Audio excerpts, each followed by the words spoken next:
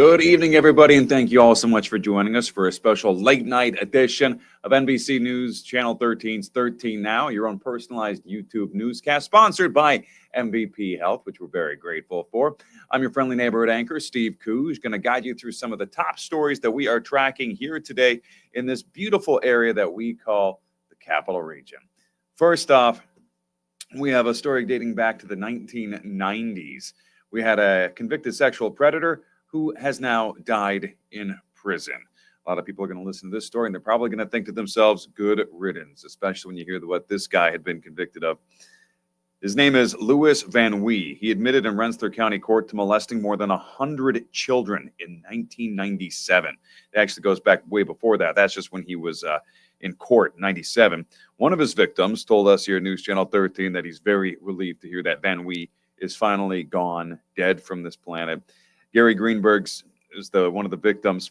He was only 7 years old at the time when Van Wee inappropriately touched him at the now closed Cohoes Memorial Hospital, where Gary was visiting his sick father. Van Wee was an employee at that hospital at the time. The Department of Corrections and Community Supervision confirmed that Van Wee died on January 14th, about 2 weeks ago. He was 82 years old.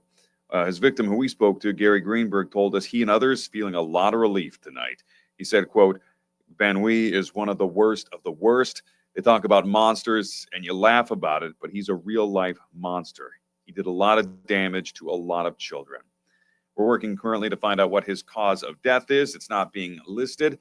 Officials say it wasn't sudden, but it was potentially cancer. That is something that we are looking into. The victim, Greenberg, says another one of Van Wee's victims told him about his death. So the world just a little bit better for all those victims of the Mr. Van Wee right there. Also a big day for one of our local congresswomen. Elise Stefanik was in Washington, D.C. today. Pretty big day for Ms. Stefanik.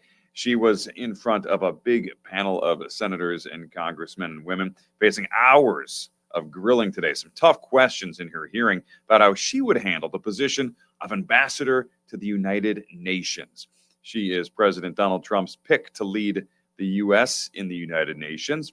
During her Senate confirmation hearing, Congresswoman Stefanik was repeatedly asked about the United States' hefty contributions to the UN's budget. If you didn't know, the USA contributes about a fifth of the entire budget for the United Nations.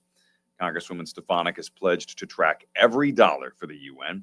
The Congresswoman also asked about a certain hand gesture made by billionaire Elon Musk, appeared to be a Nazi salute the other day at the inauguration.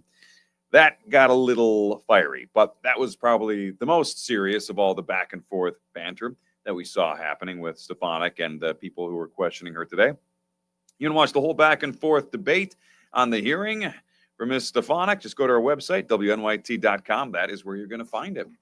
Well, the other thing we got to talk about, of course, is the weather, because if you stepped one pinky toe outside today, you know your toe pretty much almost got frostbite and fell off, because it is just that cold outside today. We're dealing with temperatures in some places that are below zero conditions when you mix in the absolute frigid Arctic air that's been blown in our way here in the capital region. And these temperatures could get downright dangerous for a lot of people. The firefighters are getting a lot of slip and fall calls. So people who are walking out of their home, going down some steps, touching a patch of ice, and before they know it, they fall down, hit their head. Waterville's fire department's been getting a lot of calls also for cardiac issues. People who are shoveling, going too hard, pushing themselves too far in these cold conditions, ending up with heart attacks in some cases. So if you're going to be out there, take it easy. Be careful.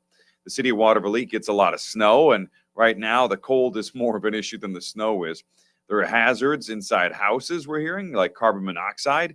People who might not be getting enough heat might be turning to their stoves or ovens instead to crank up the temperatures, and using natural gas. Do not do that. That can lead to basically you poisoning yourself with carbon monoxide from your own gas ovens and stovetops.